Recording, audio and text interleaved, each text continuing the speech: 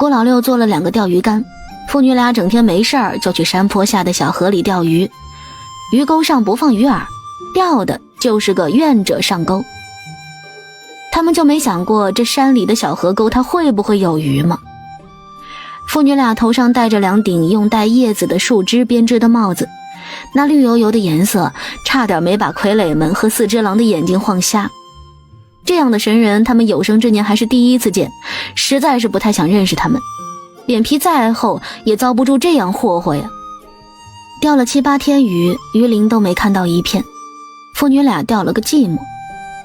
见钓不到鱼，2人就在家里廊檐下放了2张摇椅，茶几上摆放着各种吃食，一人一杯长安现煮的奶茶，吃零食喝奶茶，躺平看风景。悠哉悠哉地过了半年，入春后有天晚上下起了雷雨，山洪倾泻而下，还好他们选择的位置高，山下的小河因为山洪水位急速上升，差点就要淹到他们家的桃树了。父女俩起床出去看了一下，水位离他们还隔着桃林，便松了口气。可别他们刚建不久的房子就要遭水淹，那就太糟心了。位置偏低的村庄这次有可能要遭灾啊。闺女儿，你先回去休息，我去房子周围看看。说完他就冒雨疾步往外走。不是他不想打伞，是这种雨连伞都不顶用。长安没有回房睡觉，他站在堂屋门口等老六爹。郭老六出去后就在地上捡了些石子儿，围着桃林以及房屋走了一圈，在不同的位置放了颗大小不一的石头。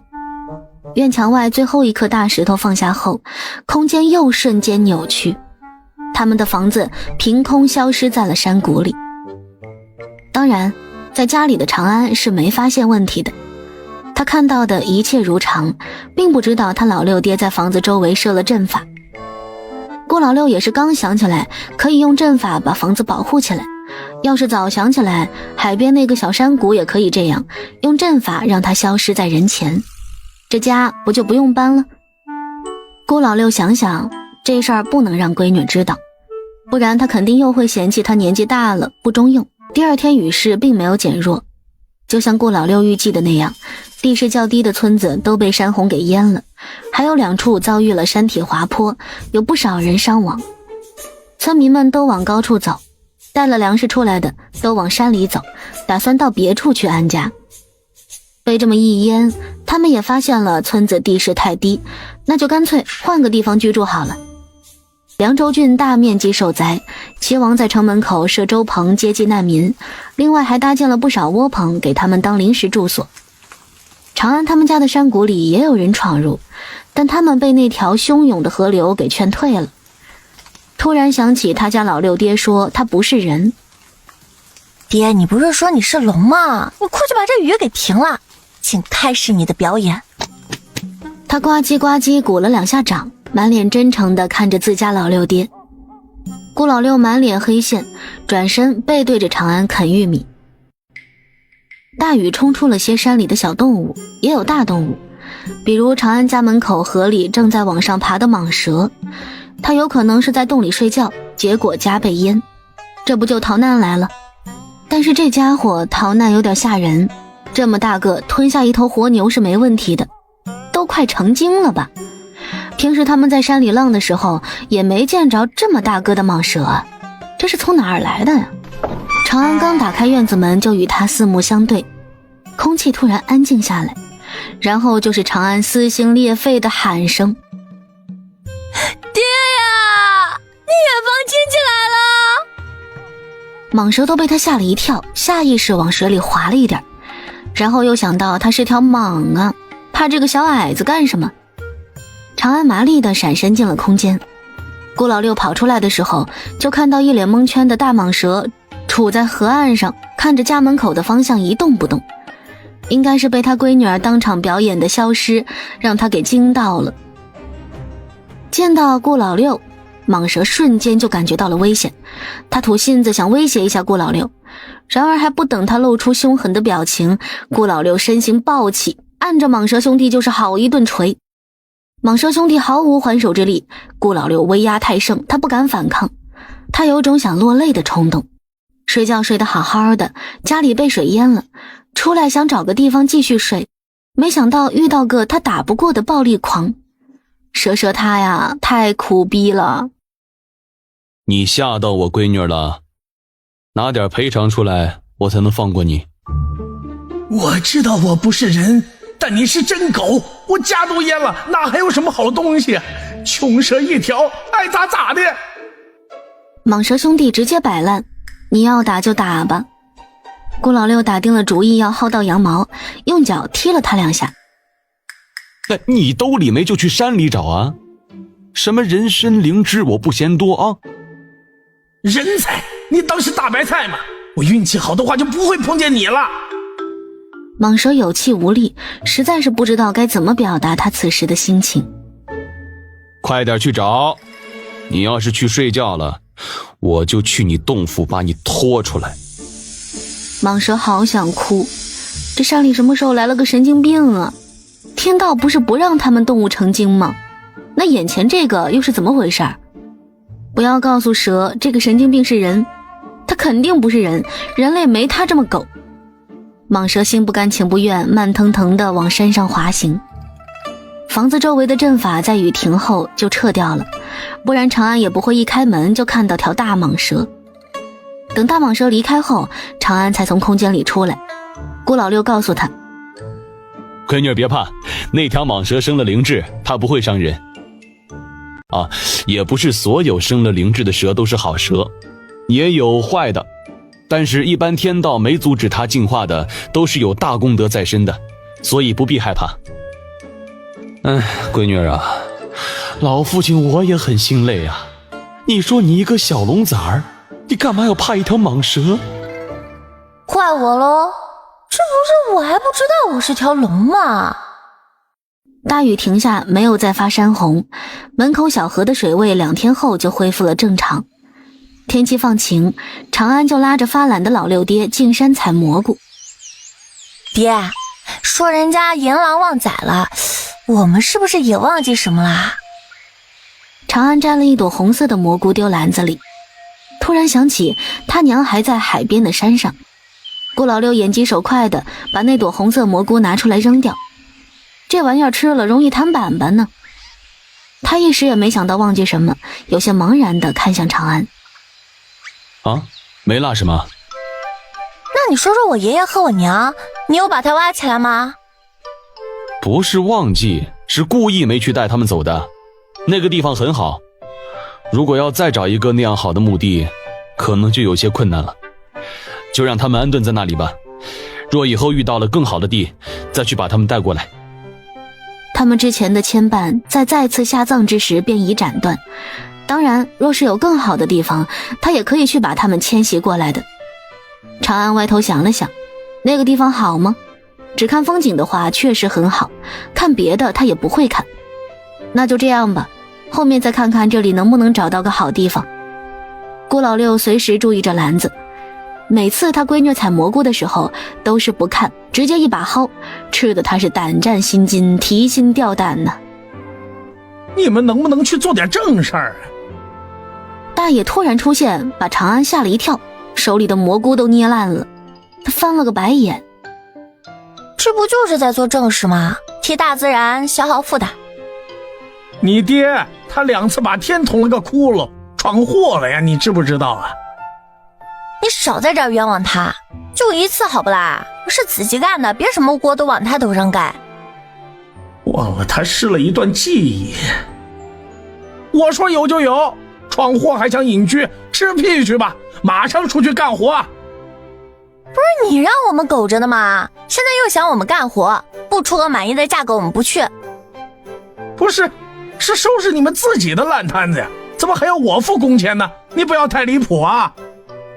你就说你付不付工钱吧，别讲什么大道理。天能被我爹捅个大窟窿，难道不是天道太炫了吗？最大的问题不是在天道吗？但凡他牛逼一点，我爹都不能在这个世界作威作福。归根到底还是他的问题。随着工钱，你们不该付吗？我信了你的邪，差点就要被忽悠过去了。要不你先听听什么事儿？你说呗。长安确实有点好奇，破了个窟窿的天是发生了什么不得了的大事儿了。外面有大面积发生了自然灾害，而这一切除了有你爹的原因，还有就是从时空裂缝偷渡过来的外来客。合理合法的还好说，那种没有编制的没有约束，如果不驱逐，后果不堪设想啊！这可与你爹力竭息息相关，如果位面崩了，一切就得重来了。就不能让我们狗得大结局吗？老头，我问你啊，那些来捣乱的是不是都有个什么系统？咦，你知道啊？能不知道吗？我就说人家有系统，我就是普通人，你让我怎么去驱赶人家？我这是千送人头啊，大爷！要不你给我个有编制的？你用不上这玩意儿，放心，你行得很，小朋友不能说不行。咱先不说行不行的问题，来谈谈工资的问题。既然是收拾我爹的烂摊子，那我爹没工资算是合理，我总该有吧？你总不能让我俩都白打工。驱逐外来者并修复裂缝，给你2万功德。一口价5万，2万5， 6万。哎，行，5万就5万。再讲下去，缺德的要换成他了。先结账后办事，结给我爹。大爷骂骂咧咧的给好大儿划拉了5万功德。顾老六笑得见牙不见眼，这就是有闺女的好处啊。见好大爹又要跑路，顾老六的神识飞出去，一把抱住他大腿。哎，爹，多给点儿。呸，晦气，跑慢了。哎，没有，你走开。不要。顾老六抱着亲爹的大腿坐在虚空中，像个要家长买玩具的孩子一样耍赖。大爷额头突突的跳，有种想捏死这货的冲动。他踢了2脚没踢动，蹲下用手掰。不是他不想动武，是他已经打不过这老六了。给老子松手，腿要断了。那你快点儿，多给我点功德。大爷深吸几口气，无奈的又给了他1万功德。感觉到老六松了力道，立马狼狈逃窜。要不是天道那傻老头可怜兮兮的跑来求他，这辈子他都不想见到他们爷俩。天道也真是的，拿出他当初说要把他们父女俩炖汤喝的气势来呀，那怎么到关键时刻还怂了呢？害他损失惨重。不行，得补回来。大爷与天道的纠葛，父女俩不知道，就算知道也只会帮着多薅点。长安带着他爹继续淡定采蘑菇，不差这点时间。他慢悠悠地把大爷的话复述了一遍给老六爹听，完全不知道他爹是从头听到尾，还动手加价了。爹，我们房子刚建起来就又要外出，你看能不能把房子和桃树林搬进空间去？可以啊，不过闺女儿，老头没告诉我们外来者在哪里，还有修复裂缝是要功德的。听说修复要功德，长安不干了。帮老六爹赚点功德容易吗？那我们就把外来者驱逐就行，修复的活就不干了，老头给的功德不够。顾老六呲牙，眼珠一转就有了主意。放心，爹有办法。薅天道啊，这是他的世界，修复肯定要用他自己的功德啊。长安觉得他爹笑得有些猥琐，想来肯定不是什么好办法。你能分辨出谁是外来者吗？直觉告诉他，他爹的技能是满格点亮的。能。他自信满满的拍拍胸膛，有他在，没意外。闺女儿，我们先不出去，再等2天。过2天就可以让闺女儿回归本体了，回归后打架更厉害。他没想到这个契机来得这么快，还以为要等到他这一世的凡人寿数尽时才可以呢。可能跟老头要他们去办的事儿有关吧。山谷开得正盛的桃花和屋子以及菜地，连地基一起移进了空间，原地留下一个深坑。长安手动合上自己的下巴，他就看到他爹在虚空中结了个印，挺复杂的，学不来，然后房子和桃林就消失了。爹，说好的都是学渣呢，怎么你又偷偷补课了？你也可以啊，想学吗？顾老六把他拎进空间，长安一脸蒙圈的点点头。这一招有用，以后去打家劫舍时可以直接把房子薅走。刚点完头，他老六爹就点了一下他的额头，然后就没有然后了，他的意识陷入了黑暗，没了知觉。顾老六在灵泉池的周围铺满灵石，然后把长安放进灵泉。他盘腿坐在旁边，额头上的冰蓝印记若隐若现。他双手结印，阵法起，灵石上的灵力源源不断地输向长安和小龙仔，耀眼的光芒冲天而起，突破空间壁垒，直冲云霄。天降异象，晋国百姓隐约还听到了龙吟声。许多年前旱灾时也听到过一次，这次水患又听到了。每次有天灾都天降异象，这是何意呀？爹，你要不要解释一下？长安睁开眼，就看到自己的身体化作点点星光消失，而他出现在了一条龙的身体里。现在不是人也就算了，就不能霸气一点吗？这小奶音是个什么鬼啊？正儿八经的龙不都是吼一嗓子威震四方吗？他吼一嗓子，别人以为他饿了呢。顾老六坐在池子边，戳戳长安的大脑袋。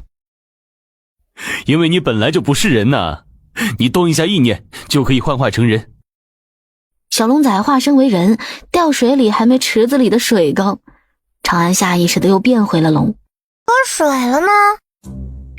应该说是身高缩水了，体重没有缩，圆滚滚的让长安想自闭。龙100年1岁，你现在还是个小包子。顾老六悠悠说完，手指轻点长安额头，一个5岁萌仔被他拎在手里，四肢悬空。长安低头看了一下，见有穿衣服，松了口气。脑瓜子突然出现一段不长的记忆，他从蛋里出来，莫名其妙被抓，然后嘎了，转世到了另一个世界，然后又被大爷不是，那老头应该是他亲爷爷，被他给找回送到了这里。所以这老六真是他爹？他说的他不是人是龙也是真的？长安小爪爪捂脸。其实他爹历劫5次都失败，并不是因为他不靠谱，而都是因为他。第一是没找到闺女，凡人成才体也没了，老六爹黑化。第二是第三世都是黑化成大反派，后面2世也是这样。后来他找到子集，黑化不再是当大反派，而是直接灭世。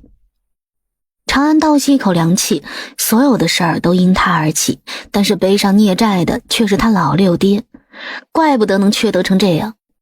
他一把抱住顾老六的胳膊，爹啊，我会孝顺你的。好的像是他爹马上就要嘎一样，小奶音一颤一颤的，就连脸上的婴儿肥都抖了2下。顾老六抱起他，好啊，把你的家产全给我吧。你是怎么用这么温柔的声音说出如此残忍的话的？他收起感动的小表情，抱着他爹脖子的小胖手也收回，挣扎着要下去。就当我没说过。双脚一落地，2条小短腿倒腾得飞快，一溜烟儿就不见了人影。这是一颗灵活的胖子。长安庆幸还好只是身体缩水，没把脑子也缩成5岁，不然今天这家产肯定保不住。解决了长安的问题，顾老六悬着的心终于落到了实处。其实他和闺女儿现在是可以离开这里了的，然而他却发现神识可以，本体不行。这历劫的机制就不能改一下吗？非得100年？他合理怀疑是不是他亲爹搞的鬼，但他没证据。顾老六本来是打算今天下山的，但那条蟒蛇还没带赔偿金过来，那就再等等吧，先去把裂缝给修补了，不然他和闺女儿一边驱赶，那儿又一边来人，什么时候是个头啊？顾老六用灵石摆了个阵法，他坐进阵中，神识离体，出了这方世界才解开封印。他在云深处找到这方世界的天道，这一看不得了，精神萎靡的样子跟被妖精吸了阳气似的。老头，你没事吧？天道疲惫地抬眼看向来人，说话时有气无力。你来了。他这样子他都不好意思开口了。顾老六查看了一下，越看他眉头蹙得越紧。怪不得老头会这样，有个坏东西在吸取天道之力，还有个在吸取凡界龙脉的气运，哟呵，还有个想要吸取皇帝龙气的呀。攻略系统，攻略下目标后吸取目标人物的气运。天道被攻略了，不然怎么会吸取天道之力？这都是些什么妖魔鬼怪？别废话了，把你的功德交出来，我去给你修补一下。天道想着这话听着怎么那么怪呢？他是来打劫的吧？而且这眼神好像也有点不对。天道无精打采的，没心思跟他犟，老老实实的把功德贡献出来，心里想着以后离这一家子远点吧，没一个好的。顾老六收了功德，化作流光远去，留下一脸肉痛的天道在原地。他实在是想不明白，这明明是顾老六搞出来的事儿，为何承担后果的是他呀？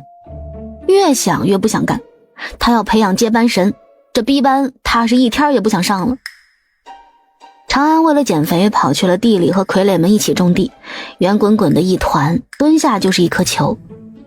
他捏了下自己的腿腿，又捏捏肚子上短短的肥膘。这明显是体重超标，容易三高啊！胖到毫无知觉，捡起来要老命。正在劳作的傀儡们看向长安，露出姨母笑。大姨上前跟他蹲在一起种土豆。小主人，大姨学会了做土豆饼哦，大姨去做给你吃好不好？香香的土豆饼，就吃一个。好。大姨的嘴角都快咧到耳朵上去了，欢快地去阁楼的厨房给长安做土豆饼。长安觉得减肥不能用节食的方法，太不健康了，可以多运动，可以多劳动。说好的吃一个，但是等土豆饼做出来，他受不了诱惑，吃了5、6个。吃饱就容易发懒，不想动。然后他在竹林里放了个竹榻，躺着想减肥的事儿。没想多久就睡着了，睡沉时小鼻子还吹出个泡泡。等顾老六回来都过去6、7天了，长安见他脚步虚浮的样子，爹，你这是？亏大发了，没想到那条裂缝这么难修复，消耗他不少神力，天道给的功德也不够，他还倒贴2万，还有一部分是子集的国，必须得讨回来。不过在这之前让他缓缓，他感觉自己被榨干了。自己玩去，爹休息一会儿。说完就把长安的竹榻霸占了去，刚躺下又好像想到什么，立即弹坐起来，跟诈尸似的。闺女过来。这招小狗的动作做得非常熟练，长安没在意，迈着小胖腿上前。顾老六看着仰起头都还能看到双下巴的闺女儿，努力压下即将出口的大笑。他以拳抵唇，轻咳2声，好一会儿才扯平嘴角，然后便严肃地在他额头上轻点一下，一股凉意直冲脑门。长安打了个哆嗦，他不知道就这一哆嗦，他的神力也被封印了99%。顾老六拍拍他，去玩吧，等爹休息好就带你下山。这是没办法的事儿，不封印的话，他闺女一出去，这裂缝又是白修复了。他的崽就是这么强，这就是血脉的力量。他看似是在睡觉，实则是在恢复损耗的神力。长安没有打扰他，想着应该是跟修复裂缝有关。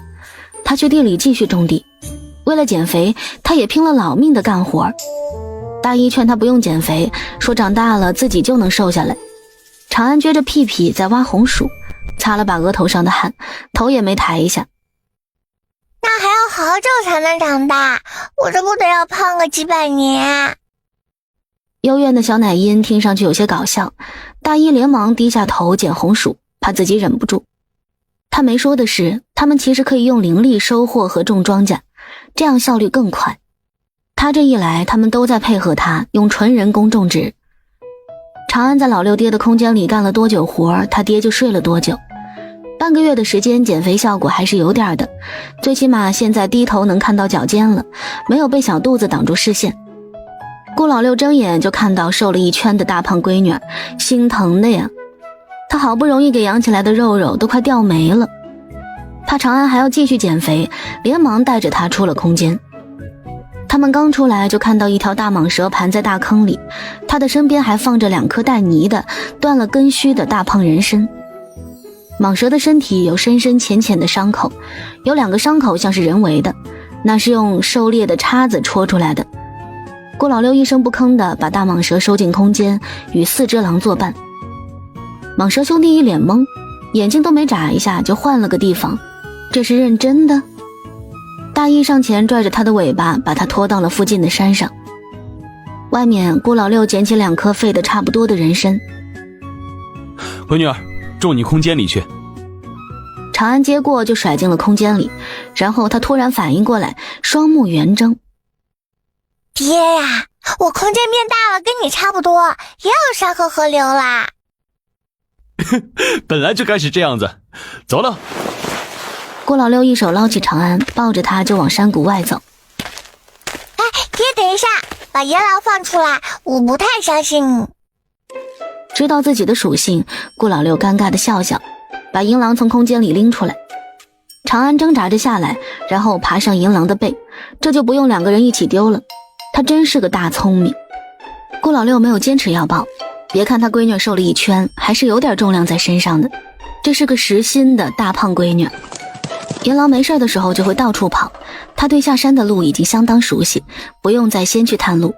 银狼带父女俩走的是近路，路也比较好走，2天就来到了山外的小镇上。闺女儿，我们先去黎州郡吧。那里有系统吗？这路不好走，别出来。黎州郡有个逆袭系统，我们去看看这系统到底是个什么东西。爹怎么知道那里的是逆袭系统？看到的。长安哦了一声，没再追问。路过东陵郡下辖的清源县，他们刚进城就听到一道机械声。检测到3号大气运者，宿主请确认绑定攻略对象。检测到4号大气运者，宿主请确认绑定攻略对象。然后就是女人的质问声。14380，你让我去攻略一个小屁孩子，你有没有搞错啊？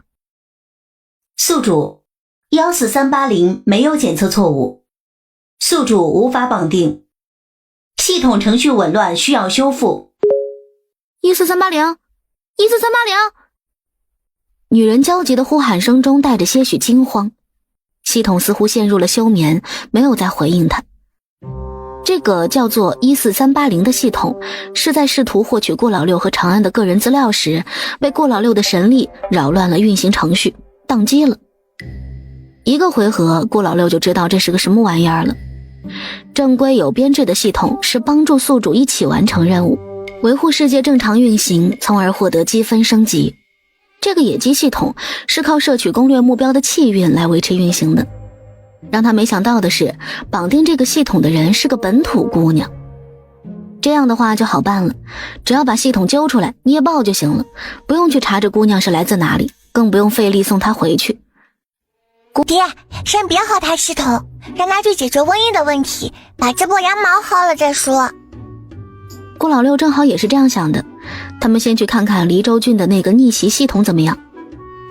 长安突然想到系统自带的商城，他贼兮兮地怂恿老六爹：爹，下次抓个系统看看能不能改程序，他们商城里有好东西。什么好东西还能比得过爹的收藏？不一样，等你抓到你看看就知道，什么位面的东西他们都有，绝对是你没见过的。闺女儿，你是不是对爹太过自信了？我没接触过的东西两眼一抹黑，你让我去改造它们，认真的。习惯了他老六爹在这古代位面十项全能，倒是没有考虑过他会不会高科技的问题。不过不会就学呀。爹，别灰心哦，你一定能行的，抓出来研究一下就好。哼，我谢谢你了。他们是1个月后才到的黎州郡，那个逆袭系统在黎州郡下辖县城的一个小村子里。这不就是女主逆袭文里的主角吗？合着这个世界全是各种主角，只有他和老六爹是路人。他也想要那种闪瞎眼的光环呢。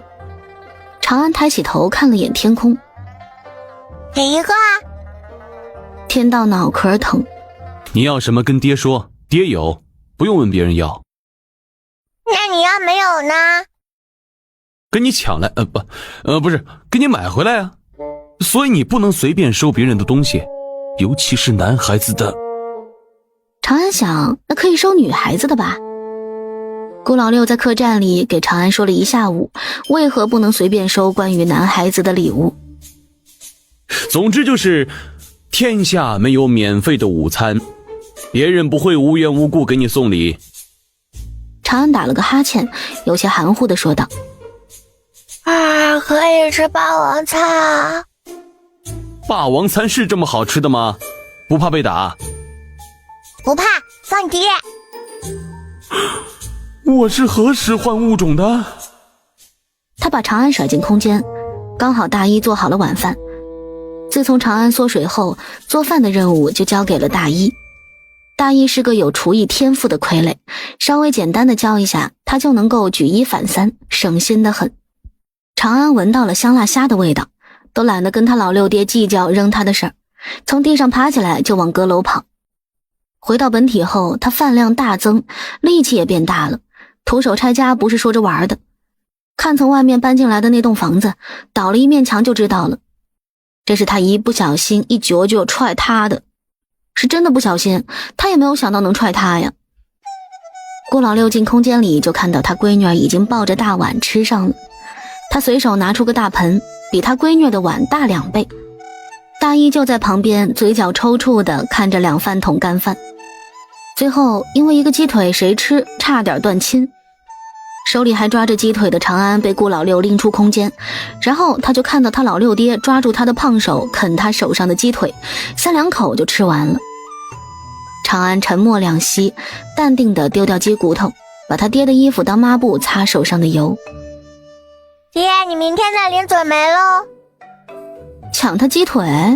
哼，直接断供。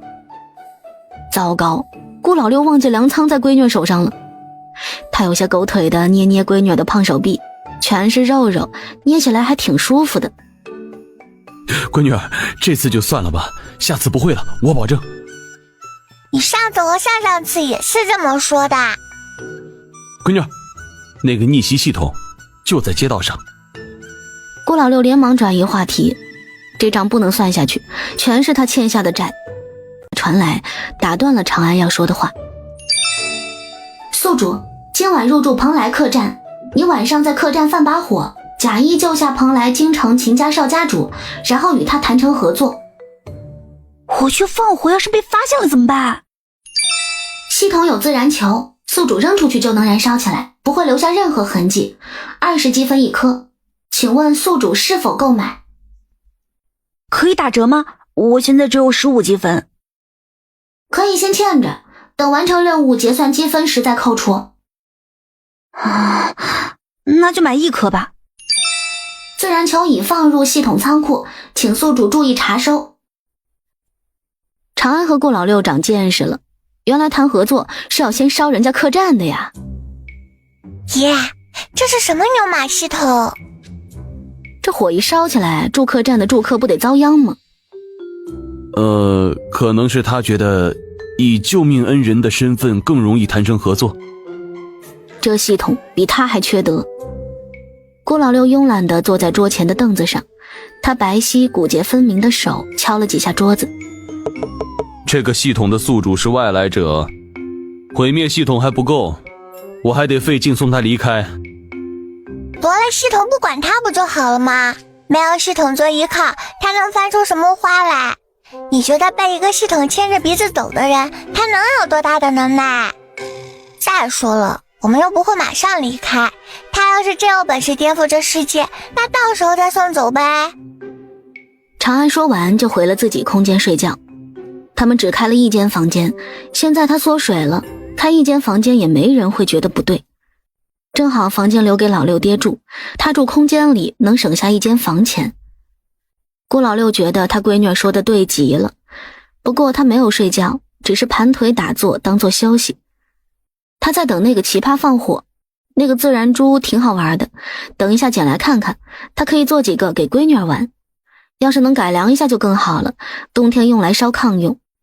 虽然可以住空间里，但他还是更喜欢住外面。冬天的炕暖烘烘的，舒服极了。深夜，就在顾老六以为那奇葩还有些良知时，他行动了。只见他鬼鬼祟祟地从人字号房出来，然后摸黑上楼。太黑没看清路，还磕碰了一下。他摸着膝盖，痛得龇牙咧嘴，却不敢发出半点声音。顾老六很想问问那个系统，找个脑子不好使的绑定，他这是图啥呀？能得到他想要的吗？他刚查看了一下秦家少家主的信息，皇商秦家，怪不得这系统要算计他。只要攀上他这个奇葩宿主的逆袭之路，就算是完成了一半。这个逆袭系统比较特别，是靠吞金子升级的，妥妥的一个吞金兽，所以他才要绑定冤大头帮他赚钱，想方设法让宿主成功。自然球还没有落地就被顾老六收走，那个宿主以为他扔出去了，躲在角落里等他燃烧起来，却没想到半点火星子都没见着。系统，你给我的自然球是不是假的？不可能，我看看。在逆袭系统出现查看自然球为何没有烧起来时，顾老六的神力包裹住他，一把将他扯了过来，然后直接捏碎了他与他宿主之间的联系。还在暗处等待系统回复的姑娘突然感觉脑袋一阵刺痛，她忍不住痛喊一声，抱住脑袋蹲在地上，额头冷汗直冒。她的痛喊声惊醒了客栈的住客，多数房间都亮起了灯。住客点着灯上来，就在转角处看到了抱着头脸色惨白的少女靠墙而立。她在大家围过来的时候就站了起来，一直在心里呼唤系统，可是没有得到半点回应。姑娘，为何会去天字号房？我也不知道，就是醒来就在那里了。掌柜看他这样子也没继续追问，神色了然。以前来客栈攀富贵的红楼女子就是这样接近贵客的。姑娘好生歇着，小二已经去请大夫了。掌柜给被吵醒的住客们说了声对不住，这才去楼下大堂等着小二回来。天字号客房里，顾老六看着手里一团漆黑的东西。系统这么黑，怪不得会如此缺德。逆袭系统已经乱码，给不了他回应。他带着系统和那颗自然球去了空间。顾老六捏碎自然球，基本已经确定是如何做成的，想着有时间再试试。他开始研究起眼前的系统来。他闺女要他们的东西，他得想办法搞回来。不过在看到这连串的代码后，他觉得还是暴力解决更方便。神力探入系统商城，就一些女子用的东西，像美容丸、美体丸，他闺女用不上这个，不过可以卖钱，薅来也行。那个宿主就是靠着商城里的东西赚钱的。系统商城里东西其实不多，每样都没过百，拿完他就把系统毁成了渣渣。驱逐就不必了，放出去还不知道下个遭殃的又是谁呢。顾老六想了想，还是要把那个姑娘送出这个位面，打哪儿来回哪儿去。他从空间里出来，翻窗出了客栈。他站在屋顶，手指掐诀，一会儿一个满脸痘痘、神色茫然的年轻魂体就出现在面前。他看到顾老六时，茫然瞬间褪去，倒是泛起了花痴。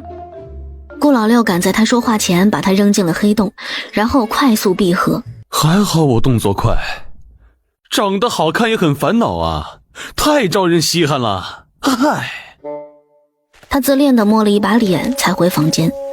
长安坐在凳子上等他。爹！小胖手伸得老长，顾老六很上道，把薅来的东西全给他。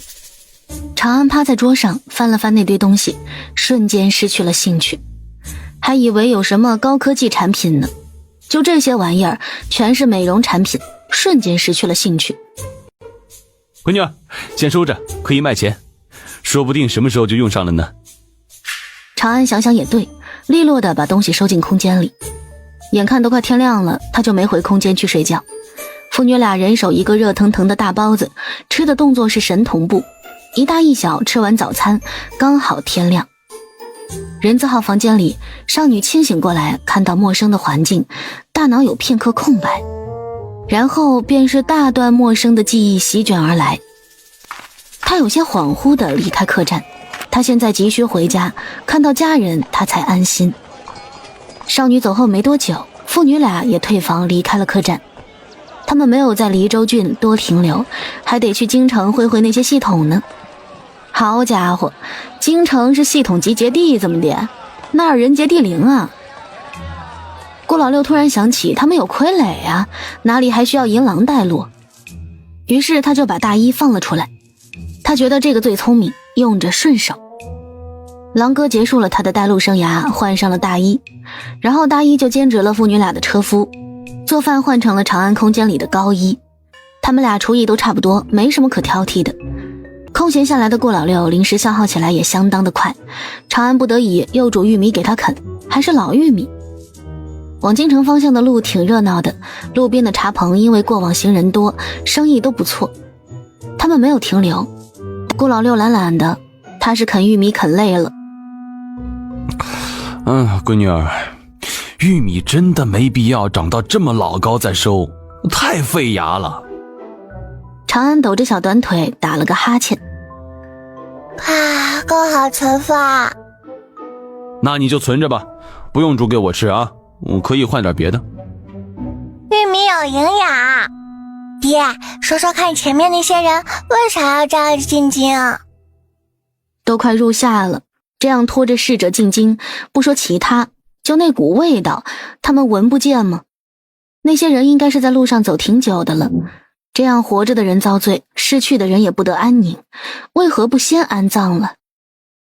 因为这是无奈之举，妇人的夫君在战场立了功，一直跟着新帝南征北伐，平定天下后，男人被封正四品壮武将军，一朝得势便嫌弃起自己的出身，后面当然就是抛妻弃子，连老父亲都不认。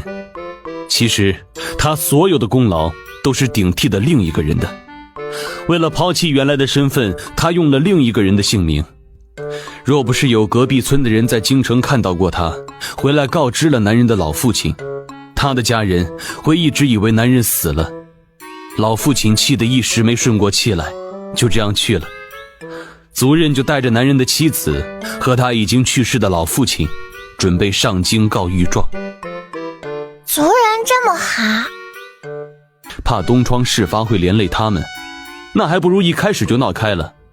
男人气死老父亲是大不孝，再加上抛妻弃子，然而孝是一座大山，能一把压死男人，然后再把男人顶替功劳的事牵扯出来，这样就不会牵连到族人身上了。果然，出来走动就能吃到各种瓜。长安觉得看着人流量，京城应该会很热闹，何止能吃到哪个大人家小妾爬墙的瓜，估计全国各地的瓜都聚集到京城了。他们的骡车慢慢悠悠地走在了最后，然后与人群拉开了距离。不到1刻钟，天空就响起了雷声，行人开始慌慌张张寻找可以避雨的地方。在他们还没有寻到地方的时候，豆大的雨珠开始落下。长安和他老六爹在确定周围都没人后，连人带车躲进了空间。雨下了1个半时辰才停，父女俩从空间里出来继续赶路。不过下过雨的泥巴路实在不太好走，路就这么大，没道理让死者为他们让路。大姨，想靠边停，晚点我们再走。闺女儿，让他们先让让就好了，可以过去。顾老六这缺德玩意儿想跟死人抢路走。爹，我们不吃那点时间，让人家先走吧。他们等到吃完晚饭才再次赶路。等过了那段比较泥泞的路，大一把骡车赶得起飞。当然他会赶这么快，也是因为父女俩进空间去了，不怕把人甩飞出来。他们是在枫树林超越过去的，大一没减速，然后丧葬队的人就看到了黑暗中唰的过去一辆疑似骡车的东西。顾老六喂骡子喝过灵泉水，又给他吃了改造体质的丹药，这已经不是一头普通的骡子了，跑起来嘎嘎快，承重力也是普通骡子的2倍。现在他拉着车厢就跟没拉东西一样，跑得可欢快了。跑欢快了，他还会笑两声表达心情，把晚上在路旁休息的人给吓得不轻。长安觉得大一和骡子有共同话题，骡子撒丫子狂奔，大一站在车辕上拽着绳子，鞭子在空中挥来甩去，玩得还蛮开心的。他想说这是骡车，不是战车，你们是不是搞错定位了？长安没有阻止大一和骡子，让他们玩去呗，他们可以更早到京城。这一顿疯跑下来，他们提前了半个月到了京城，在离京城10里地的地方才正常下来。长安和顾老六也从空间里出来了，可喜可贺的是，长安瘦了1圈，他在空间里种了半个月的地，现在看上去还是胖，但没那么夸张了，就是比别的5岁孩子要多点肉。还好长得好看，肉肉的，看上去也特别可爱。京城最出名的是万宝阁，共5层，它既是酒楼也是客栈，它还可以是拍卖行，才兴起不久。这算是个多功能酒楼啊。父女俩就在这个酒楼落脚，贵是贵了点，但它是信息集中地呀。那几个绑定了系统的宿主都是有点身份的大家千金，他们消费肯定选择万宝阁这样的高档场所。父女俩只要在万宝阁守株待兔就行，省得要一个一个去找，麻烦得很。他们开了间最贵的房间，是间套房，跟现世的总统套房差不多。长安觉得这万宝阁的老板怕不会是个川吧？万宝阁的顶级天字号房，价格是鸡国客栈界的翘楚，遥遥领先。住一晚50两就没了，普通百姓这辈子都可能赚不来这一晚的住宿费。房间是限量，只有3间，普通天字号房就比较多了，也便宜了很多，住一晚3两就可以。能在万宝阁开顶级天字号房的，不是有钱就是有权。顾老六豪了一把，他不缺钱，就想看看一晚50两的房间是什么样子的。先定10天。他豪爽的大手一挥，就听见周围倒吸了一口凉气的声音。长安想阻止，然后又想到他们很少花银子，偶尔任性一次也可以，不差钱。这谁家放出来的败家子儿啊？这房间住了你能上天还是咋的？普通天字号房住不下你了。大一拿5锭金子交付房费，掌柜笑容是越咧越大，笑得别提有多实诚了。顶级天字号不是天天都有人住的，大多时候都是京城本地爱攀比的权贵公子和富家公子回来住个新鲜，也就住2、3晚的事儿，哪有像这位一样一来就是10天？这哪是客人呢，这是财神爷呀！服务必须要好，掌柜亲自领着3人去顶级天字号房。公子有事可以拉大厅右边墙上的绳子，这绳子连接的是铃铛，在另一个地方，小儿听到铃铛就会赶过来。顾老六顺掌柜手指的方向看去，墙上果然有一条白色绳子，若掌柜不说，他们都不会去注意。啊，你去忙吧。好嘞。掌柜弯了弯腰退出去，真是把姿态放到了低处。长安觉得这掌柜怪怪的，像这种高档消费场所的工作人员，不说狗眼看人低，姿态不可能会放得这么低吧？不说优雅得体是应该的，怎么这么谄媚呢？看上去有点猥琐。不过这房子装修的还不错，以温馨舒适为主，老板应该是想让顾客有宾至如归的感觉。2房1厅，还有间洗浴间。看到这里，说那个老板不是穿越的，长安都很难说服自己了。不会是某个生还系统的女主吧？顾老六很满意这套房子，果然多花银子就是不一样。闺女儿，是不是觉得这房子布局有点熟悉啊？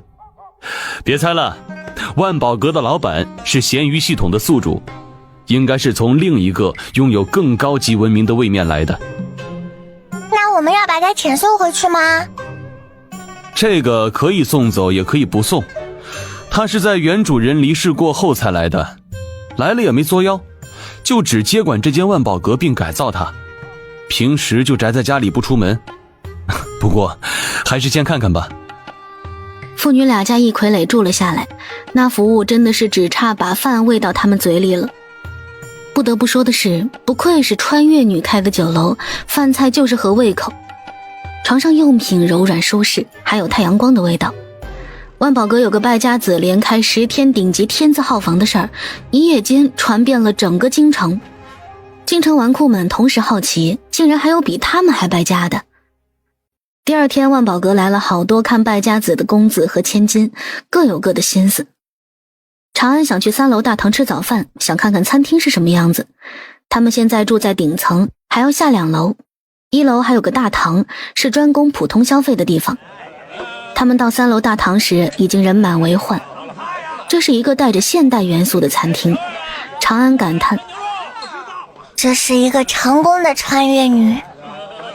小二见到顾老六他们，连忙笑着跑过来：公子，小小姐，小的带您2位去雅间。热闹的大堂瞬间安静下来，他们统一的想法是，这就是订10天顶级天字号房的败家子。顾老六给这些人的感觉就是，他住再贵的房间都是应该的。长安看了一圈这些恍然的表情，很想说：唉，年轻真好骗。雅间的门关上，隔绝了外面的视线。等雅间就只剩他们仨时，父女俩化身成饭桶。每到抢最后一个食物，都是长安胜出。还是那句话，粮仓在他手里。父女俩准备去逛逛京城的街，突然传入耳朵的一句话，差点闪了他们的腰。西头，我爹娘不是在帮我物色对象吗？要不我去扑那个男人？宿主，你冷静点，那个人我都查不到来路，恐怕扑不得。可是他长得好看又有钱，还有个可爱的女儿，连生孩子都省了。那说明人家有夫人啊，你想去当三儿啊？还是算了吧。雅间里，父女俩对视一眼。长安觉得这都是他爹的容貌的锅，这都有人想扑倒他了，有可能还不止这一个。爹，要是扑你的人有钱的话，你就从了吧。闺女儿，那个就是咸鱼系统的宿主，放心，他扑不倒我。我刚算了一下，他的正缘就在这个位面，那个人肯定不是我。他觉得他很危险，随时都有可能被闺女卖掉。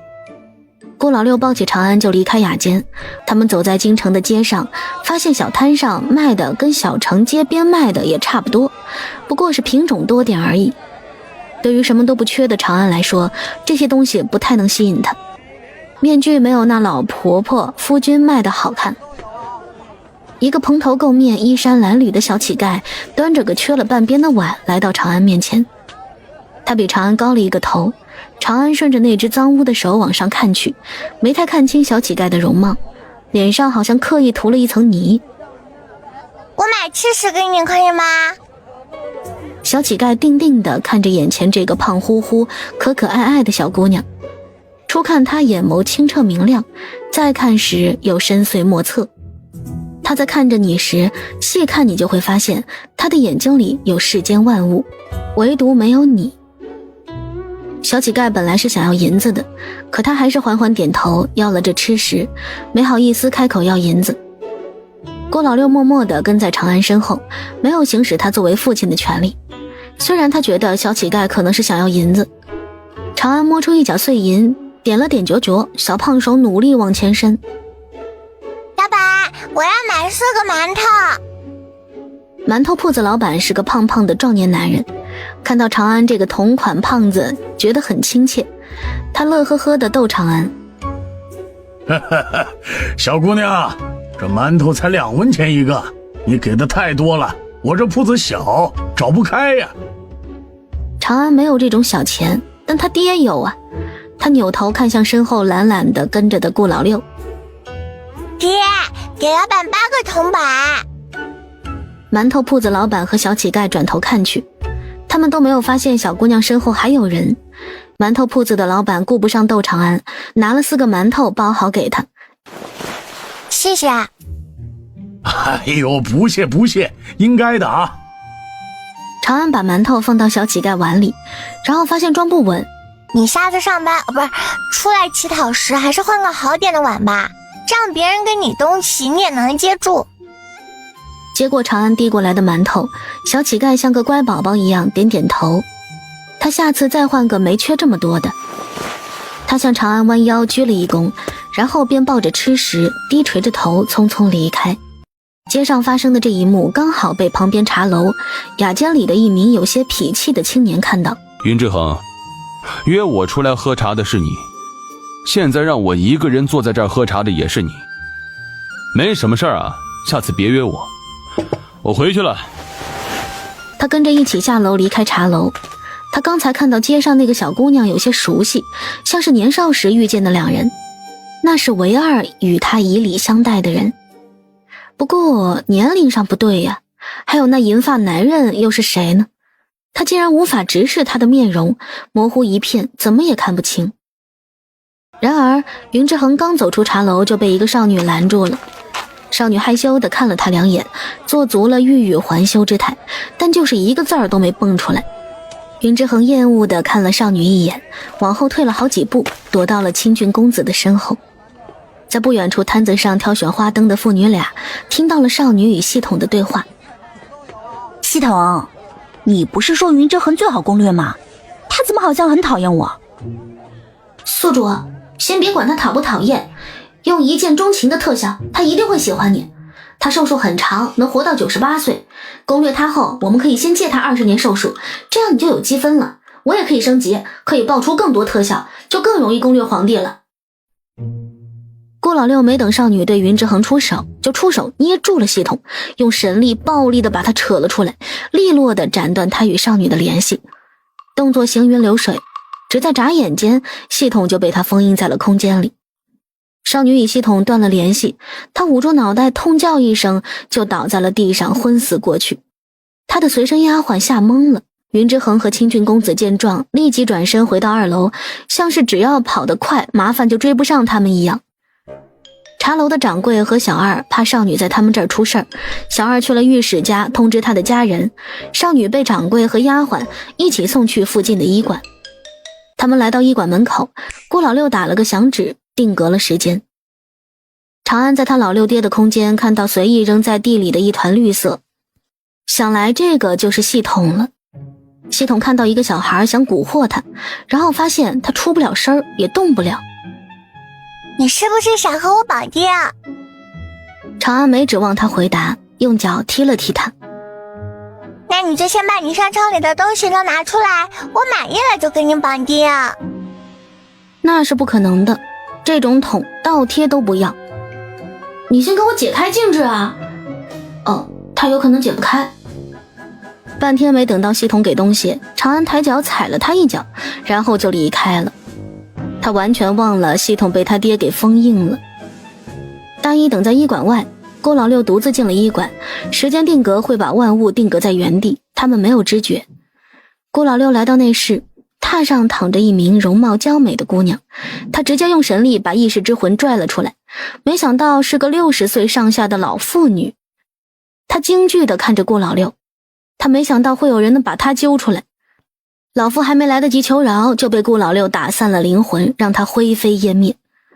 此人十分重男轻女，亲手溺死了10个孙女，逼死2个儿媳妇，这种人不配为人，连投生为畜都没有资格。解决完意识之魂，顾老六出了医馆，出来后把长安从空间里拎出来，再打了个响指，世界又恢复正常，没有人发觉刚才的异样。他们没有继续逛街，回了万宝阁。一大一小一傀儡蹲在地上研究系统。让长安惊讶的是，该说大一这名字取得好吗？用学霸都不足以形容他，简直就是学神呢。半个时辰就被他玩明白了这个系统的代码。只见他一顿操作猛如虎，系统商城的东西全调出来了，这显得他们很废。他们很好奇大一的出处，到时得问问大爷。郭老六先把天道之力还给天道，然后看到那些增加个人魅力的道具，他直接上手毁掉。这个系统比上一个东西多一点，除了美容产品还有各种符咒，但是依然没有高科技产品。长安把东西收起，问大姨，你要留着研究吗？还是直接毁掉？大一摇摇头，有些惋惜。不好改造，他已经有自主意识，还是毁掉更安全。他话音刚落，面前的系统就被顾老六毁得连渣都不剩。他们没有出去，顾老六在空间教长安使用神力，让他拿地里的庄稼做实验。长安用神力种地，越玩越上头。因为有他加入，大二、大三、大四都空闲了下来。顾老六就丢了一本功法给他们4人，让他们去修炼。光会种地不行，还得会打架呢。他看时间差不多了，就拎着长安出了空间。小半刻钟，小二就送晚餐上来了。大一留在空间里，反正有2个房间，那间房一直关着门。小二以为大一在房间里，心里还嘀咕：这主子对随从真好。顾老六没让小二候着，打发他离开后，长安从空间里拿出高一做的晚饭。客栈送的餐是正常人的饭量，这儿有2个饭桶呢，哪里够啊？爷，还有几个系统没出来？还有个生子系统和那个去救治瘟疫的还没回来。那个生子系统藏得还挺深的。出现了。你又知道咯？长安很想学他爹的掐指算。不是算出来的，你好好修炼你的神识，以后你也可以。第2天，父女俩再加个大一，3人又大摇大摆地出了门。等到了无人处，长安继续进空间里修炼神识。顾老六和大一去了权贵住的东区，那个生子系统就在东区，当然也得是有大一在的情况下。若是让顾老六一个人找，估计他在少师府门口来回个4、5遍都没发现。门口蹲着2尊威武霸气的石狮，顾老六觉得这2个狮子挺好看的。等会儿办完事回去就带走，可以放在空间里的小院子门口。小院子被闺女拆了一面墙，还得找少师借点砖，就当是他帮他驱逐邪祟的报酬吧。一人一傀儡没有惊动任何人，进了少师府。然后这老六觉得人家的府邸很漂亮，看上了人家的府邸。大一，我们空间放得下这座宅邸对吧？我闺女儿肯定也会喜欢。大一笑笑没说话，因为他也觉得挺好，反正不用他和大二他们见，主人想薅谁家都可以。他们在后院的一个精美奢华的小院子里找到了平姨娘，便是那个与生子系统绑定了的异世之魂。顾老六这次先查看了这异世之魂，是从另一个古位面穿越而来。他在上个位面的身份要比现在高，是皇帝的妃子。然后宫斗失败死了，灵魂被生子系统绑定，钻了时空裂缝的空子，帮这位宿主在这个世界复活了。经历过宫斗的女人都不是善茬。他们走进院子，正好听到平姨娘在跟系统谋划着如何把正室夫人干掉的事儿。宿主要沉住气，你只要把肚子里的3胞胎儿子平安生下来，少师大人肯定会更宠爱你，到时就更容易算计大夫人了。我就是气不过，一个下不出蛋的母鸡，有什么好得意的？孩子最重要啊，3个孩子有3000积分呢，就可以买你最想要的倾国倾城特效了。你要是实在气不过，那你就在系统商城买一颗慢性中毒的药丸，给大夫人吃下，3个月之内她定会暴毙，还查不出死因。药丸多少积分一颗？30积分。可是我没有那么多积分啊。可以先欠着，等你生下孩子就有积分还了。那我要买一颗。平姨娘刚说完要买毒药丸子，顾老六就把生子系统给揪了出来，立即断了他与宿主之间的联系。这个平姨娘倒是比前2个宿主能忍，只听她痛哼一声，然后便把贴身侍女叫了进去。顾老六这次都没有定格时间，直接把异世魂从平姨娘身体里扯了出来。这是个20岁左右的年轻女子灵魂，眉眼间充满了戾气。看到自己突然出现在院子里，她有瞬间茫然。待她反应过来，立即确认是怎么回事，发现是离魂，就想着回到房间里去把身体抢回来。她像是没看到顾老六和大一似的。在顾老六空间里的长安看着外面发生的事情，感叹一句：唉，这人的心理素质真好。顾老六用神力禁锢住一直想跑的灵魂，他双手结印打开了曾经在峡谷地宫里打开过的那扇沉重的黑色大门。他一脚把女子踹进了黑洞洞的门里，然后关门消失，动作一气呵成。长安是第一次看到那扇大门，在空间里问他爹：爹，你把那人送哪里去啦？下18层地狱。女人前世是皇帝嫔妃，娘家是朝中2品大员，怂恿娘家兄弟鱼肉百姓，皇子皇女们有一个算一个，只要不是他生的，全被他搞死了。死一个2个，别人还会怀疑是他杀，要是10几20个，大家就会往别处想了。女人找来假道士忽悠皇帝，说只有命定之人才能为他生儿育女，别人就算生了也留不住。皇帝还真就信了他们的鬼话，于是那些皇子皇女的死就不了了之。皇帝把她当成是命定之人，准备晋升她为皇贵妃。结果被皇后查到了真相，联合宫里其他妃嫔一起把她给弄死了。